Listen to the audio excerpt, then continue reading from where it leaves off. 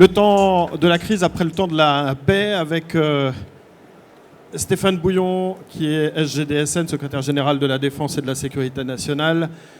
Stéphane Romatet, qui est directeur du Centre de crise et de soutien du Quai d'Orsay. Le général Luc de Rancourt, qui est directeur adjoint des relations internationales et de la stratégie au ministère des Armées. Et Thierry Marchand, qui est directeur de la coopération de sécurité et de défense au Quai d'Orsay, le ministère de l'Europe et des Affaires étrangères français. Merci beaucoup à tous les quatre d'être venus pour cette deuxième table ronde de cette conférence inaugurale de Millipol. Stéphane Bouillon, le rôle du SGDSN, on va parler du continuum de sécurité, sécurité intérieure, sécurité extérieure, de la coopération. Le rôle de tour de contrôle du SGDSN.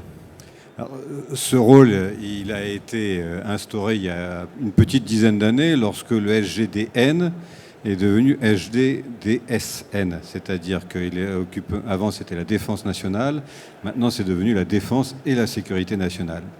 C'est-à-dire que l'objectif de ce service du Premier ministre, qui est d'assurer de la coordination interministérielle pour le compte du Premier ministre dans ce domaine, vise donc à faire en sorte que tous les sujets de défense, d'affaires étrangères, qui relèvent évidemment du ministère des Affaires étrangères et de la Défense, compte tenu de leurs répercussions sur la sécurité intérieure dans notre pays, puissent être prises en compte, et à l'inverse, que toutes les capacités qui peuvent exister en matière de sécurité intérieure puissent être mises à disposition du Quai d'Orsay en matière de coopération internationale et au service du ministère de la Défense en matière militaire pour soutenir nos forces extérieures en opération, mais également soutenir les autres volets de ces opérations.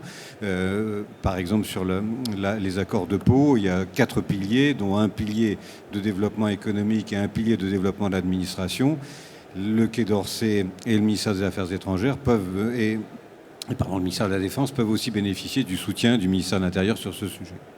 Donc c'est vraiment un travail interministériel, au sens premier du terme, et qui vise justement à faire aussi que sécurité intérieure et sécurité extérieure riment parfaitement. C'est de plus en plus totalement intriqué. Avant, on pouvait s'imaginer effectivement qu'il y avait un sujet, on le traitait entre diplomates et militaires, et puis le reste de la vie se passait sur le territoire national. Aujourd'hui, on ne le voit pas seulement avec les crises sanitaires, mais avec l'ensemble des crises militaires. Quand on fait de la lutte antiterroriste, on fait de la lutte antiterroriste pour défendre les habitants d'un pays, mais on fait aussi de la lutte antiterroriste pour protéger nos propres concitoyens et faire en sorte que tout ça se passe bien.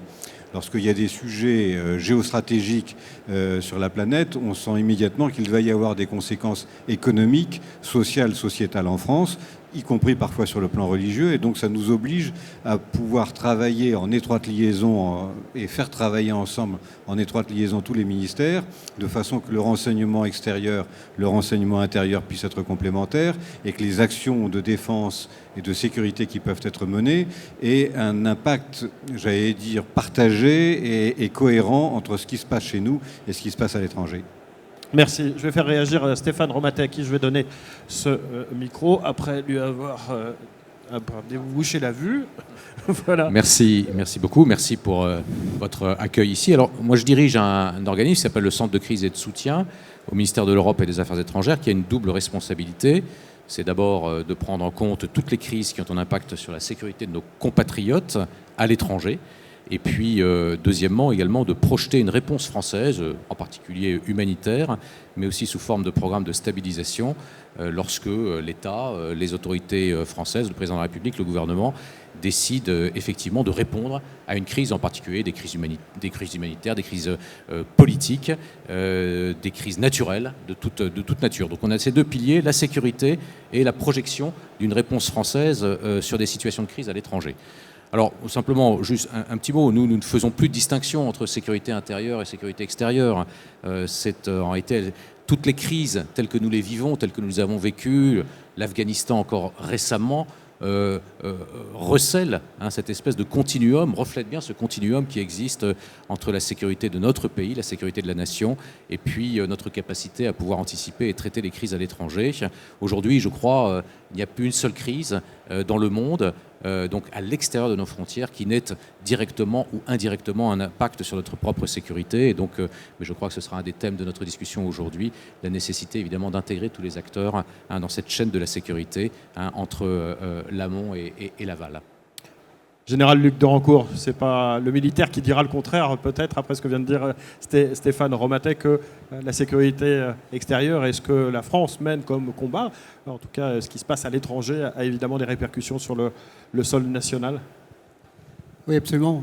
Tout d'abord, bon, merci de votre invitation. Particulièrement heureux d'être parmi vous aujourd'hui. Pour rebondir sur ce que vous venez de dire, ce qu'on peut noter, c'est quand on revient sur quelques textes de référence qui ont été publiés récemment, je pense en particulier au livre blanc sur la sécurité nationale, sur la défense et la sécurité nationale de 2013, dans lequel on faisait référence aux menaces de la force et aux risques de la faiblesse. Derrière cette notion, eh bien, c'était en fait les risques que faisait peser l'incapacité d'un État à assurer ses fonctions régaliennes et donc les risques que ça pouvait avoir sur la stabilité internationale. La revue stratégique de 2017 ne reprend pas cette notion, mais en de multiples endroits évoque la fragilité des États pour mettre en lumière les risques que ça fait peser sur la stabilité régionale et internationale.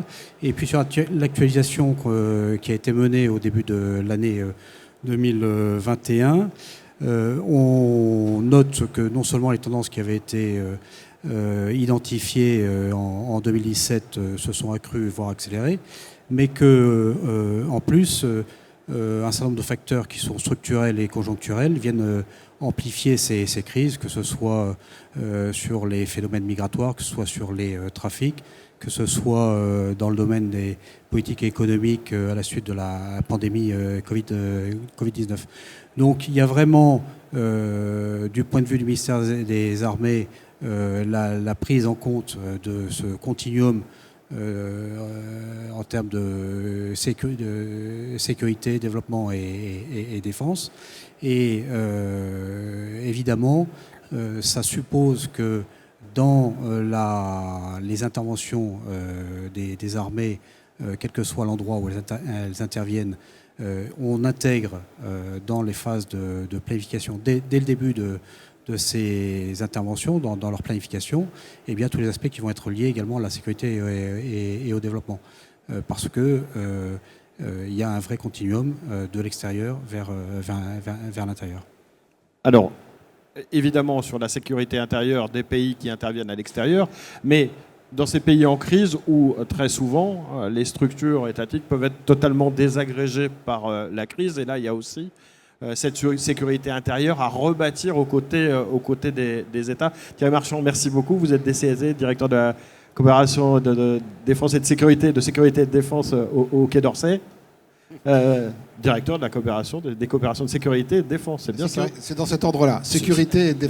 Défense, oui, mais ce qui est tout y était. Ce qui est intéressant, c'est que je pense que je suis l'incarnation de la totale hybridité du sujet, puisque je suis général. Mon état est celui d'être un officier du ministère des Armées qui sert comme directeur au Quai d'Orsay, donc au sein du ministère des Affaires étrangères, et qui a sous sa coupe tout un réseau de coopérants dont une bonne partie procède du ministère de l'Intérieur avec des policiers, des gendarmes, des pompiers, enfin toute une série de personnes qui font de la coopération sur le terrain. Donc s'il y a bien, à mon avis, une direction au sein de l'État français qui est vraiment l'expression de cette absence de distinction entre les différents départements ministériels, je pense que c'est bien la DCSD au Quai d'Orsay. Voilà.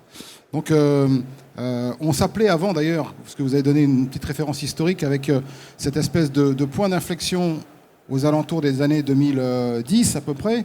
Il en va de même pour cette coopération qui était historiquement une coopération purement militaire. Depuis les indépendances en fait de nos anciennes colonies, et qui au moment de l'apparition du concept de continuum sécurité-défense, donc à la fin des années 2000 en fait, voit arriver dans cette coopération militaire tout le volet du ministère de l'Intérieur qui vient s'agréger aux militaires historiques de cette DCMD pour devenir cette nouvelle DCSD. Voilà. Et donc notre rayon d'action, nous, c'est un rayon d'action qui fait de la coopération depuis les forces spéciales jusqu'aux aux douanes, même au monde de la justice, puisqu'on intègre des coopérants de 5 ministères différents dans ce continuum sécurité-défense qui nous intéresse particulièrement. Voilà.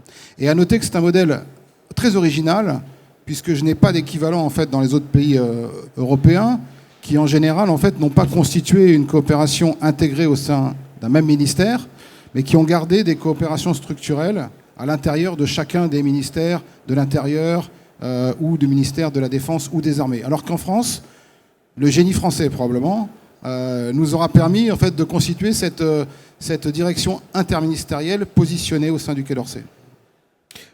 Sur les pays en crise dans lesquels la France intervient, vous parliez tout à l'heure de planification dès le départ. C'est important aussi de travailler sur la sécurité intérieure de ces pays, l'apport que l'on peut apporter aussi, parce que très souvent, les réseaux terroristes et les conflits, la criminalité organisée dans ces pays-là ont pu désagréger toutes les structures des États. Donc c'est aussi important, au-delà des actions militaires et des opérations militaires qui peuvent être menées, aussi de participer à ce retour de la sécurité intérieure au sein de ces pays.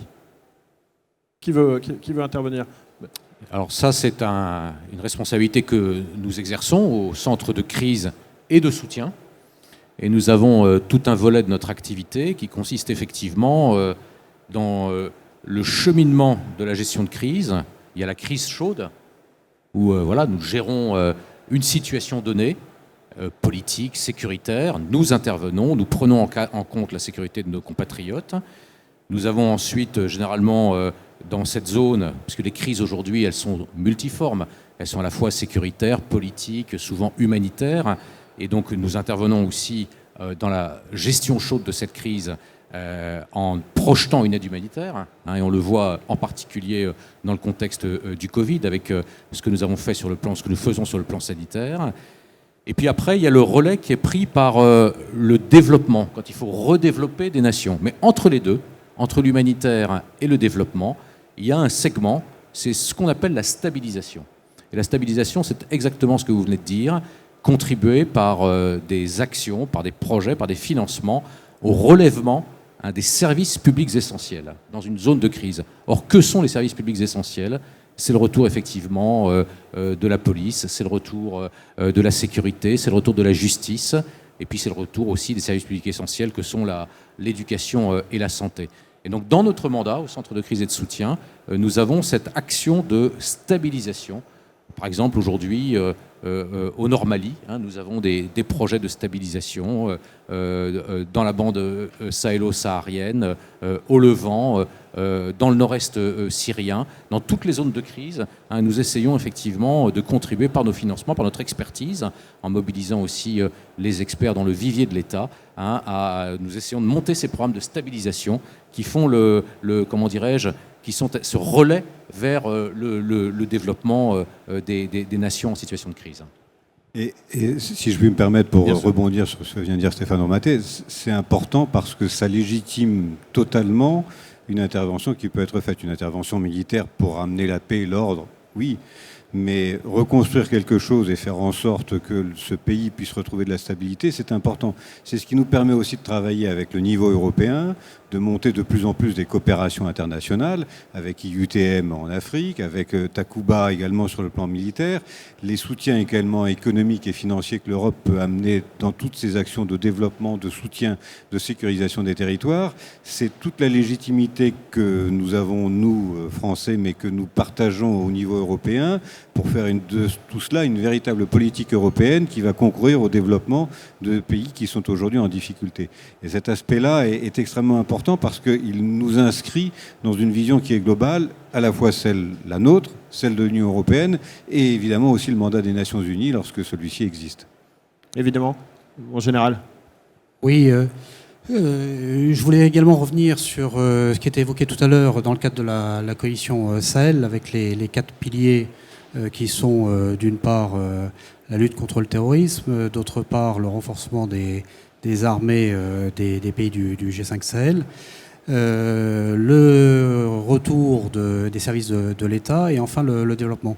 Et donc, dans le cadre de cette coalition Sahel, on a quand même un modèle qui est extrêmement intéressant, d'une part parce qu'il a une dimension internationale, d'autre part parce que même si dans chacun des piliers il y a un pilotage qui est propre sur ces segments, tout ça s'inscrit dans une stratégie qui est commune. Et c'est bien le fait d'avoir une stratégie commune qui ensuite s'appuie sur chacun de ces quatre piliers qu'on peut contribuer à rétablir la sécurité dans cette zone en crise et puis sa prospérité future.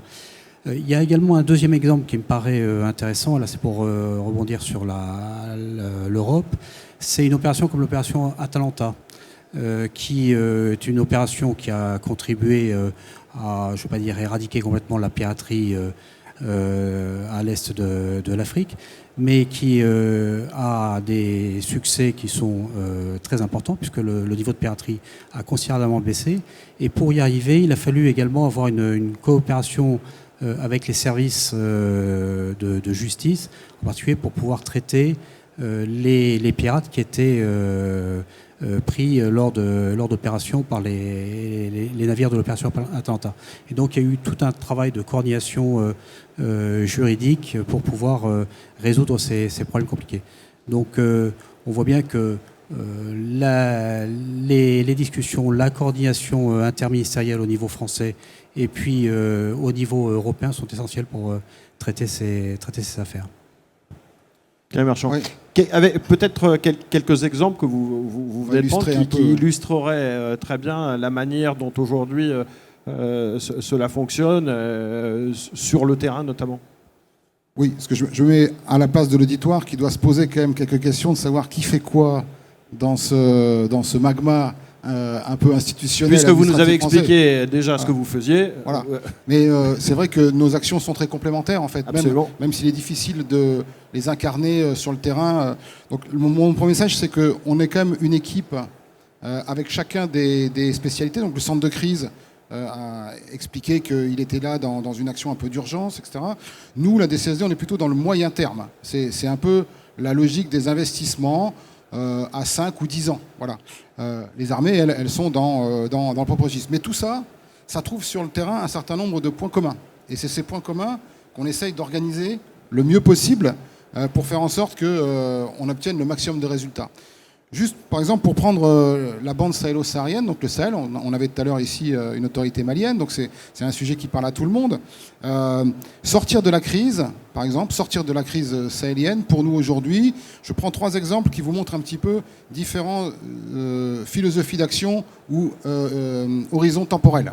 Le premier, c'est pour nous, sortir de la crise, c'est appuyer la manœuvre générale qui, en grande partie, est conduite par le ministère des Armées à travers les opérations militaires qui sont quand même un peu la clé de la lutte antiterroriste actuellement. Et donc la DCSD, avec ses coopérants militaires, elle va venir se mettre de manière concurrente au service du ministère des Armées pour apporter de l'expertise, pour aider dans un certain nombre de domaines, voire même à acheter de l'équipement, puisqu'on a un budget d'acquisition d'équipement. C'est pour ça qu'ici, c'est intéressant de voir les différents stands industriels, parce qu'on est également un budget d'investissement d'équipement au profit de ces armées. Donc ça, c'est une action qui est très directe, mais qui est, je dirais, en soutien de l'action générale. Dans le même temps, on essaye un petit peu ce que j'appelle de structurer la sortie de crise. C'est-à-dire que là, on va, par exemple, aujourd'hui, créer ex nihilo une académie de lutte antiterroriste à Abidjan, dans laquelle on va tenter de mettre sur un même site un certain nombre de grands domaines qui, tous, au niveau régional africain, vont avoir pour but de lutter contre le terrorisme. Donc il y a à la fois l'entraînement des unités spécialisées, les RAID et les GIGN de tous ces pays qui vont venir s'entraîner sur ce site-là. Il y a également toute la gestion interministérielle des crises antiterroristes, dans lequel on fait des formations au profit des préfets, des juges, des magistrats, des militaires qui vont devoir gérer en fait du risque terroriste en Afrique. Et puis il y a un 3e pilier très important aussi sur le volet universitaire, c'est-à-dire la réflexion théorique sur qu'est-ce que le terrorisme africain. Et toutes ces composantes sont intégrées dans une grande académie que notre ministre Jean-Yves Le Drian est allé inaugurer au mois de juin et qui me semble être, par exemple, un très bon exemple de ce qu'on appelle créer une capacité qui aide à la sortie de crise. Voilà. Et puis si on voit encore plus loin, j'aurais tendance à dire que notre troisième horizon, c'est poser les bases du post-crise. Parce qu'en même temps qu'on est en train de solder la crise, il faut aussi être en mesure de pouvoir prendre le relais d'une situation de post-crise. Et c'est tout ce qu'on fait, par exemple, nous, avec la protection civile, avec tout le réseau en fait, de coopérants de protection civile qui sont en place dans la bande sahélo-saharienne, et dans laquelle on constitue déjà les premières couches de retour de l'État, autorité de l'État, souveraineté de l'État, retour vers les populations, aide aux populations. Alors évidemment, dans un monde en guerre, ça peut paraître un petit peu désuet, mais en réalité, on est en train de poser l'avenir d'un certain nombre de pays sahéliens.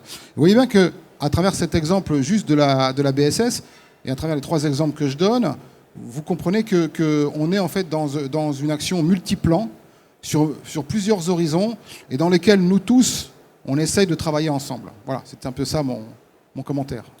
Avec aussi un mot dont vous avez parlé qui est extrêmement important, c'est la souveraineté des États. Alors le retour à la souveraineté des États, puisque quand on intervient dans des pays en crise, l'État peut souffrir, mais la souveraineté et le retour à la souveraineté des États, c'est aussi quelque chose d'extrêmement important. On n'intervient pas évidemment n'importe où, n'importe comment. C'est une évidence que de le dire, mais ça va mieux en le disant. Pardon. Oui, il faut évidemment, ça va effectivement de soi, mais en effet, les règles qui sont posées et rappelées régulièrement par le président de la République, c'est que nous n'intervenons dans un pays qu'à la demande des autorités de ce pays et nous respectons évidemment scrupuleusement la souveraineté de ce pays. Donc l'objectif, c'est qu'il puisse repartir et redémarrer correctement. Et le cas échéant, c'est de soutenir un pays pendant qu'il est en crise, c'est aussi de soutenir un pays avant qu'il ne tombe en crise, de façon que celui-ci puisse être en meilleure résilience face aux épreuves auxquelles il est confronté. Mais là encore, ça ne peut être qu'en totale souveraineté, évidemment. Ça, évidemment, c'est à froid. À froid et à chaud. C'est vraiment un principe qui est intangible.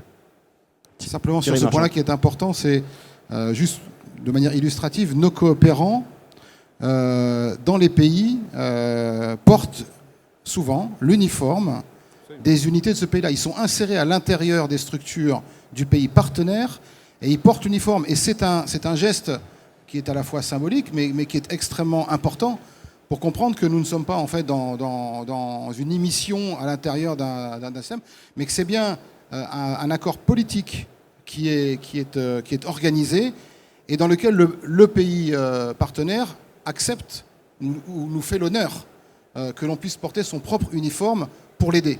Voilà, je pense que c'est un signe intéressant. L'une des autres dimensions, c'est l'équilibre entre les différents acteurs, parce que ça se passe bien, mais enfin, il y a une multiplicité d'acteurs, tant sur le plan français, et là, on comprend que ça va bien et que c'est bien articulé. Mais vous avez parlé, Stéphane, tout à l'heure de l'Europe. Comment est-ce qu'on se répartit les projets ? On ne se répartit pas les projets. En général, ça nous tombe sur le coin de la figure et on essaie de discuter dans les sommets. Mais là, pour le coup, Stéphane connaît ça beaucoup mieux que moi pour regarder comment on va intervenir et comment on peut venir en aide à un État ou à une région qui est en difficulté et comment on va s'organiser pour mettre en fonction des capacités. Alors les nôtres, évidemment, sont majeures en Europe, mais comment on va mettre en place des capacités de soutien dans tous les domaines, c'est-à-dire non seulement sur le plan militaire, mais aussi sur le plan civil. Et le général le rappelait tout à l'heure, on fait appel à beaucoup d'autres ministères pour venir aider sur ce sujet. Le principe d'une intervention, j'y reviens, évidemment, il faut la demande de l'État.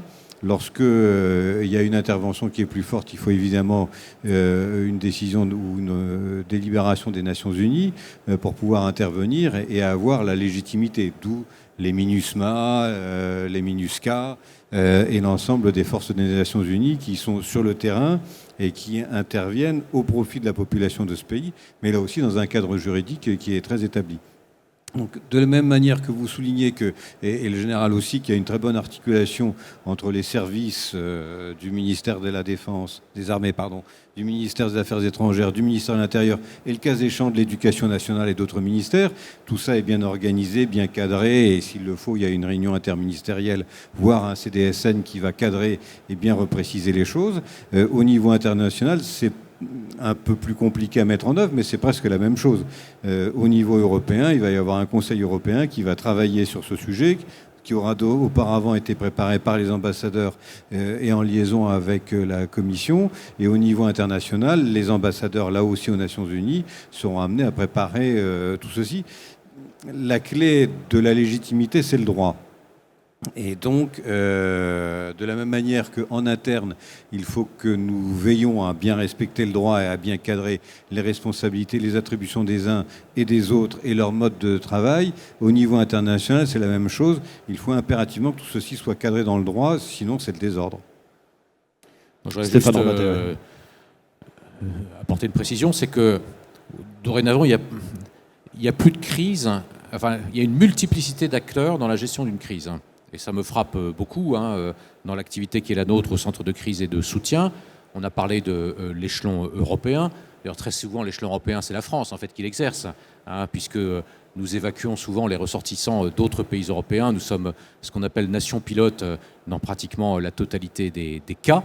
Mais ce qui est intéressant, c'est que aussi dans la galaxie française, non seulement il y a tous les services de l'État qu'il importe de coordonner, c'est ce que nous essayons de faire, mais de plus en plus aussi, évidemment, le rôle des ONG, qui est fondamental, le rôle des collectivités territoriales, qui est extrêmement important. On l'a vu à l'occasion de la crise afghane, l'implication des collectivités locales dans la gestion de cette crise.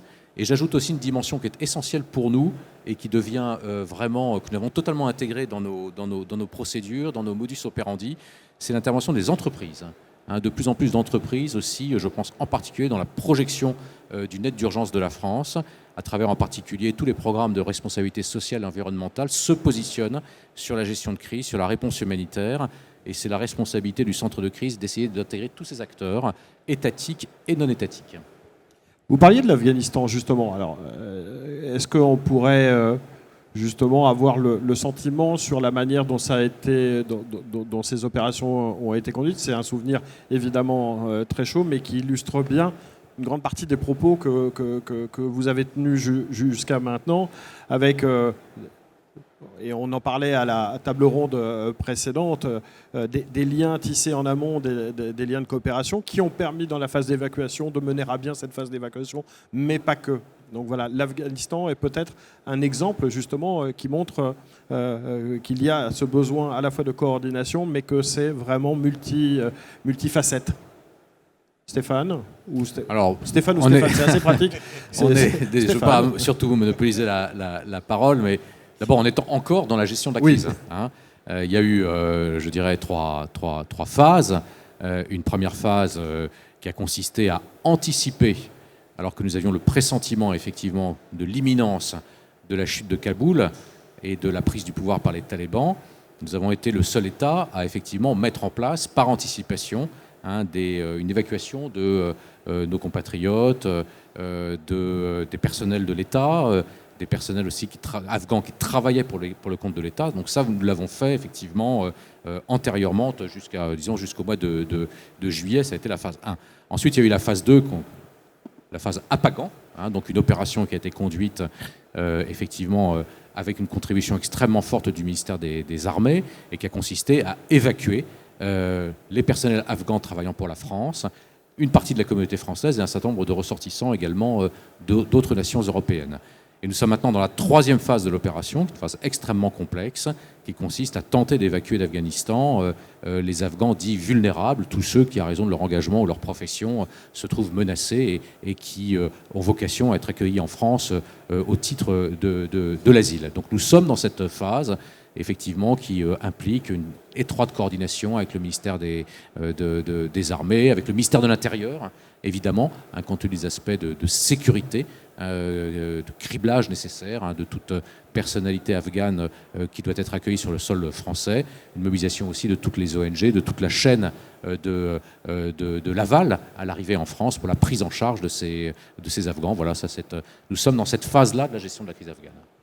Vous avez parlé tout à l'heure, au général, Luc Danrecourt, de la planification et le fait d'intégrer toutes ces dimensions-là avant une action militaire, d'intégrer ces facettes-là ante et post-intervention, c'est extrêmement important et ça fait rentrer un nombre d'acteurs incroyable. Vous parliez des entreprises, des collectivités territoriales dans la phase d'accueil des réfugiés afghans, mais donc c'est vraiment une dimension dans la planification extrêmement importante. Ce n'est pas qu'une opération et vous ne menez pas que des opérations militaires. Non, absolument pas. Effectivement, pour revenir sur le cas de l'Afghanistan, il y a deux aspects très importants en termes de coordination. C'est à la fois ce que j'évoquais tout à l'heure, la coordination interministérielle, et puis, compte tenu de l'environnement dans lequel c'est fait, c'est la coordination internationale.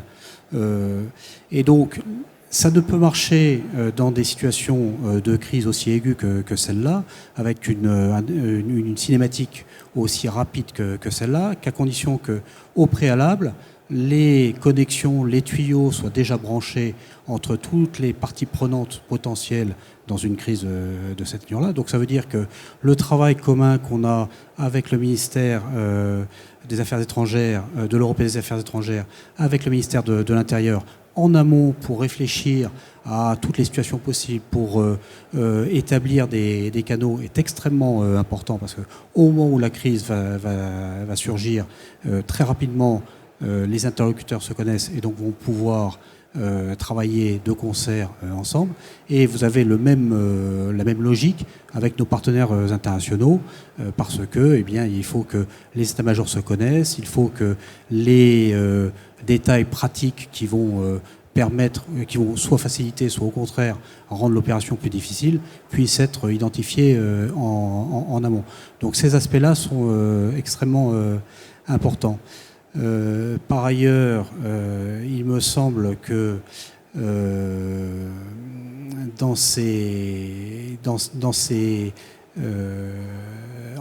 le travail en amont, je vous parlais tout à l'heure de l'importance d'intégrer les aspects liés à la coopération, à la sécurité et au développement dans la planification militaire d'une opération, mais ça suppose aussi pouvoir faire des exercices en commun et faire des exercices en commun avec des scénarios aussi réalistes que possible permettent à chacun de trouver d'une part la place et le rôle qu'il va avoir à jouer dans une crise quand elle va émerger, mais ça va être aussi le moyen d'identifier les points de blocage, les points sur lesquels il y a un déficit pour pouvoir travailler en amont de ces affaires-là et être plus efficace au moment du surgissement de la crise.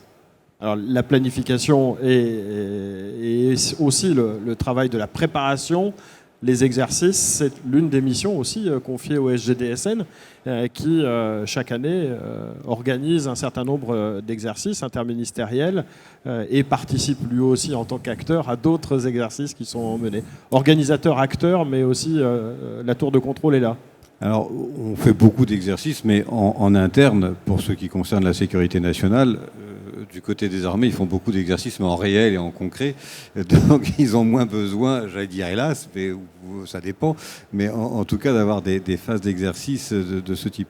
Nous, effectivement, nous travaillons beaucoup sur ces aspects planification, mais en articulant, pour le coup, les aspects sécurité intérieure et les aspects qui peuvent venir de l'extérieur et la manière dont nous pouvons fonctionner avec les uns et les autres.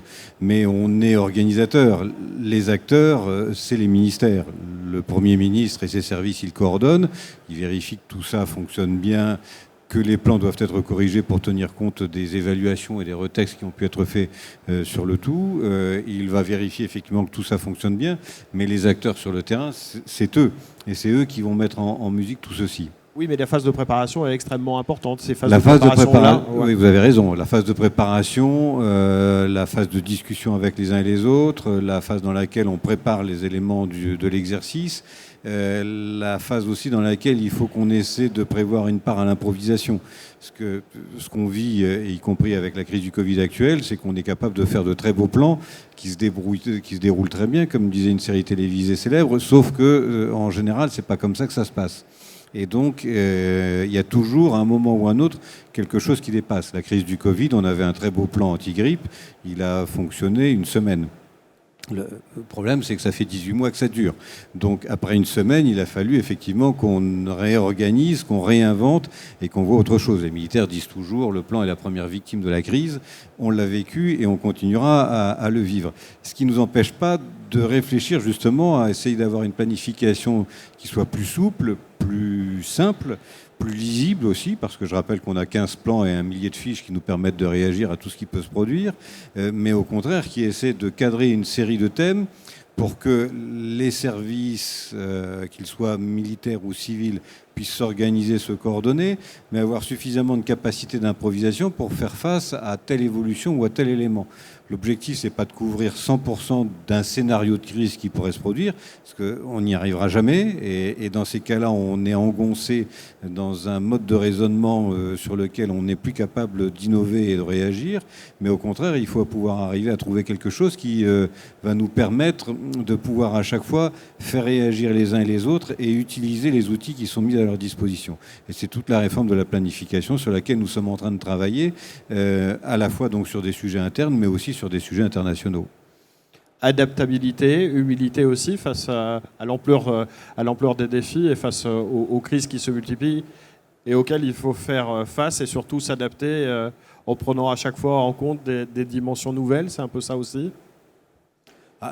Je dirais, parfois on est un peu diesel, mais une fois que le moteur a démarré, il tourne sacrément bien, il ne tombe pas en panne. On peut parfois se faire surprendre par tel ou tel élément. Et un des enseignements de la crise que nous avons connue, c'est justement qu'elle était imprévisible et imprévue par tout le monde et qu'il a fallu que chacun et les uns et les autres puissent réagir. Donc il faut qu'on se mette dans la tête les uns et les autres, et on y travaille. Je sais que le CPCO est vraiment en prise sur ce sujet, chacune des directions, pour essayer de réfléchir à ce qui pourrait se passer de façon à mieux intégrer la notion d'anticipation. Après, donc, il faut qu'on soit humble par rapport aux événements, et puis il faut aussi qu'on soit un peu orgueilleux, parce qu'on a des forces armées, on a des forces de sécurité intérieure, on a des fonctionnaires dans les différents ministères qui sont talentueux, qui sont intelligents, qui sont bosseurs, qui ne regardent pas les heures, qui sont courageux et qui sont capables de faire de la réaction et de l'initiative alors qu'ils n'en ont pas toujours les moyens. C'est ce qu'on appelle parfois le génie français et ça nous a quand même pas mal aidé jusqu'à présent. J'espère qu'on saura continuer à le cultiver. Thierry Marchand, quand on voit la cinétique des crises et la rapidité avec laquelle elles peuvent survenir ou nous surprendre parfois, est-ce qu'on arrive à se projeter sur du long terme, à 5 ou 10 ans, comme vous l'évoquiez tout à l'heure, parce que c'est ça le temps long du continuum de sécurité? D'abord, je reprends une formule célèbre, la surprise nous surprendra.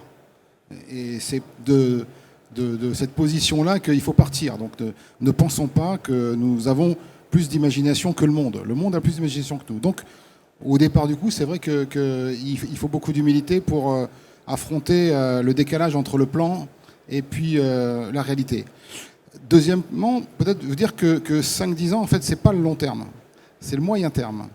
Le long terme, en fait, au Quai d'Orsay, il est davantage porté d'ailleurs par la Direction générale de la mondialisation qui s'occupe du développement.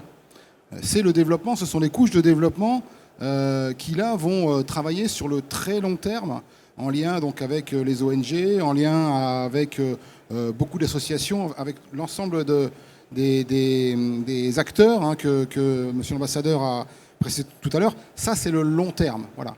Ce que j'appelle, moi, le temps moyen, ça reste encore dans le registre du temps politique, c'est-à-dire ce qui est encore anticipable. Sur l'Afghanistan, en un mot pour conclure, nous, on était dans la phase 1, donc on a sorti nos coopérants avant l'été, parce qu'on a bien compris qu'on allait aller vers une situation de crise dans laquelle notre coopération n'avait plus de sens. Donc nos coopérants, on les a sortis en avance de phase. Et mon problème maintenant, c'est de savoir ce que je vais faire après.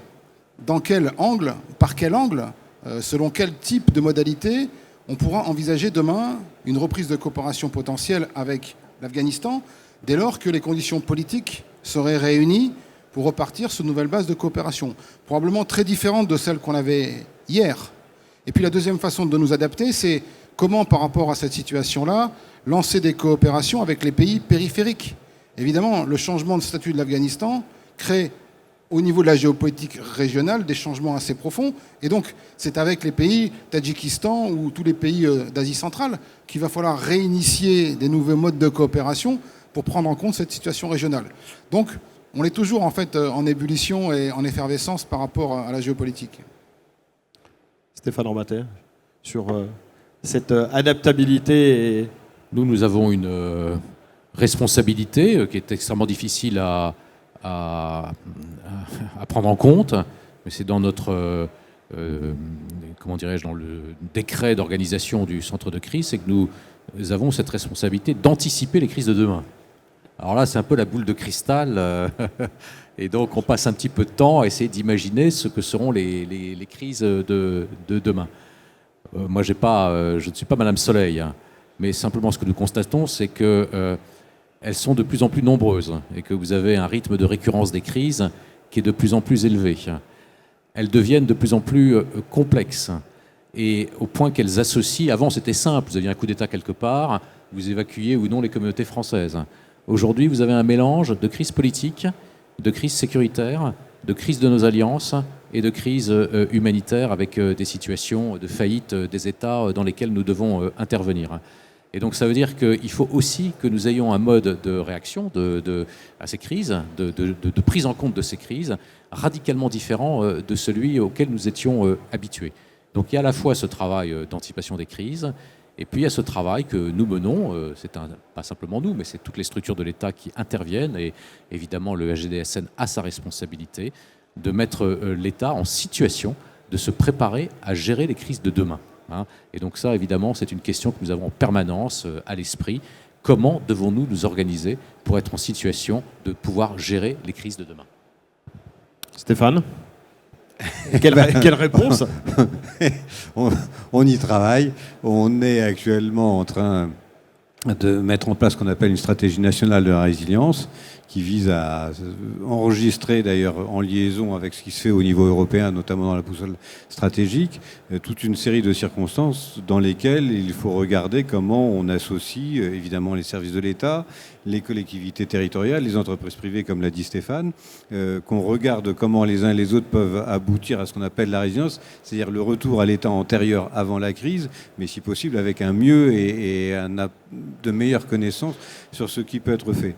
Donc on est en train de regarder comment on peut avancer là-dessus, et parmi les différents mandats du SGDSN, il y a celui-là qui vise justement à amener l'ensemble des ministères à pouvoir travailler et intervenir ensemble. Et ça veut dire que les crises sur lesquelles travaille le Quai d'Orsay, elles vont avoir une conséquence en matière économique. Si demain, par exemple, il y a entre un territoire vaste et puissant et un petit territoire installé sur une île à côté un conflit, il y aura des conséquences économiques, des conséquences sociales, y compris dans notre pays, des conséquences géopolitiques et géoéconomiques qui vont être considérables. Et donc tout ça, ça fait partie des travaux dans lesquels nous sommes engagés. Nous avons mis en place des groupes de travail avec l'ensemble des ministères concernés. Vous parliez de résilience, c'était pas le nom d'une opération militaire qui a été menée pendant la dernière crise majeure qu'on a connue et qu'on connaît toujours puisqu'on n'en est pas encore sorti? Oui, c'est effectivement le nom de l'opération que les armées ont menée en soutien aux populations dans le cadre de la crise Covid, avec des missions à la fois de redéploiement de moyens sanitaires à travers la métropole, mais également outre-mer. Et donc c'était absolument nécessaire que les armées soient présentes sur ce segment, d'une part parce que ça participe justement de ce continuum défense-sécurité, et qu'il n'y a pas d'enjeu qui puisse être pris isolément. Donc ça, c'est un point important, oui. Et c'est pour ça que ce terme de résilience est extrêmement important, parce qu'on l'emploie aujourd'hui très, très souvent, mais c'est quelque chose d'extrêmement important et de moteur dans l'action que mènent les uns et les autres. Thierry Marchand.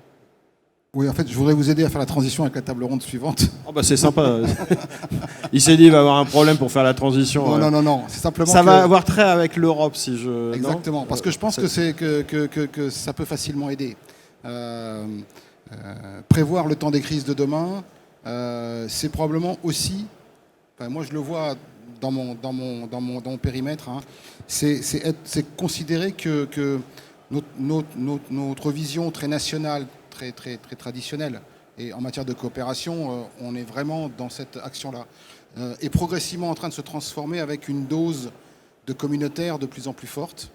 Et je pense que l'Union européenne, tant d'ailleurs par les budgets qu'elle met à notre disposition, ou qu'elle peut mettre à notre disposition, pour aller mener notre propre ambition, nos propres objectifs, que par les regards extérieurs qu'elle nous donne également, d'autres points de vue sur les choses, je pense qu'elle nous aidera. Elle nous aidera aussi, pourvu qu'on en fasse l'effort, à aller affronter le temps des crises qui arrivent. Donc il y a toujours probablement cette capacité nationale à faire les choses, mais moi je note qu'après année après année, la dimension internationale et notamment communautaire donc, de l'Union européenne, hein, de gestion des crises, s'imposera probablement progressivement.